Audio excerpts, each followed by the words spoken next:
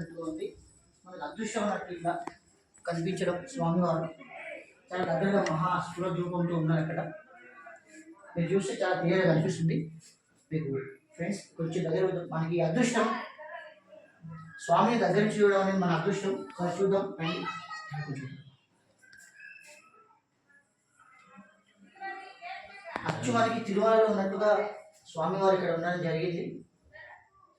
దర్శించండి. ఇక్కడ మనకు స్వామివారు కూడా ఉన్నారు.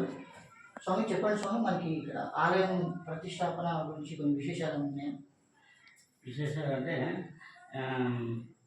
ఫస్ట్ అమ్మ మొట్టమొదలు అమ్మగారు శబరిమలలో వచ్చిండ్రు నాకు అక్కడ తిరుపతిలో చాలా అయింది, నేను ఇక్కడ వస్తున్నా, ఒక చిన్న గుడి అయితే పర్వాలేదు అంటే కట్టంటే చెప్పింది. నేను చెప్పిన ఒక 7-8 సంవత్సరాల వరకు అమ్మగారు ఏం అనలేదు, ఊరికే ఉంది.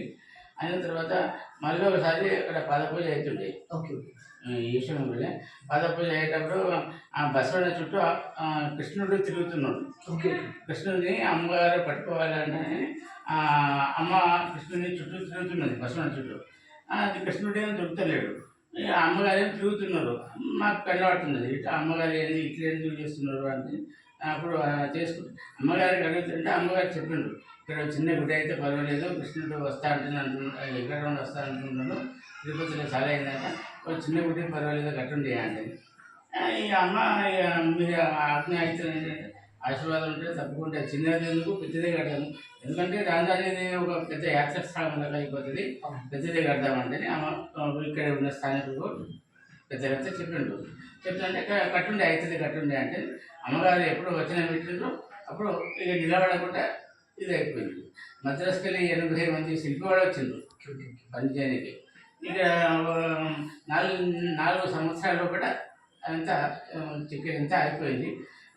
కరిపాయచారి అంటే ఉండే, ఆ కరిపాయచారి ఈ విగ్రహాన్ని చేసిండు.